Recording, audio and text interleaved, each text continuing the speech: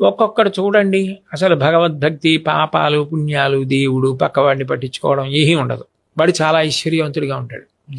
ఒక్కొక్కడు చాలా పవిత్రమైన జీవనంతో ఉండి దరిద్రుడిగా ఉంటాడు.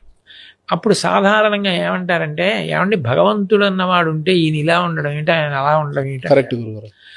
దీనికి జవాబు ఒక్కటే. సనాతన ధర్మంలో ప్రాణప్రదమైన సిద్ధాంతం ఏమిటంటే కర్మ సిద్ధాంతం. గత జన్మలలో మీరు చేసిన పాపపుణ్యాలు ఏ ఉన్నాయో వాటిని మీరు ఈ జన్మలో అనుభవించాలి అని. ఆయన గత జన్మలలో పుణ్యం చేశాడు, దాని ఫలితం ఇప్పుడు ఐశ్వర్యం అనుభవిస్తున్నాడు. ఇప్పుడు చేస్తున్నాడు పాపం, దీన్ని అనుభవిస్తాడు. ఆయన గత జన్మలో పాపం ఇప్పుడు పూర్తి చేసేసుకుంటున్నాడు, అయినా ఇప్పుడు పవిత్ర జీవనం పొందున్నాడు. అందుకని దీని ఫలితం ఉత్తర జన్మల్లో పొందుతాడు.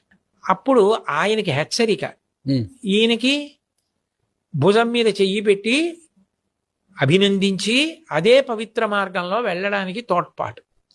పునర్జన్మ సిద్ధాంతంలో కర్మ ప్రధానమై ఉంటుంది. అది మీరు పెట్టలేదు, నేను పెట్టలేదు, అది ప్రధాన సిద్ధాంతం. అది దాని వలన పాపపుణ్యాలే దుఃఖంగా సుఖంగా మారుతూ ఉంటాయి అని. అయినప్పుడు వ్యక్తి అసలు పూజ, భగవంతుడు ఇంటి దగ్గర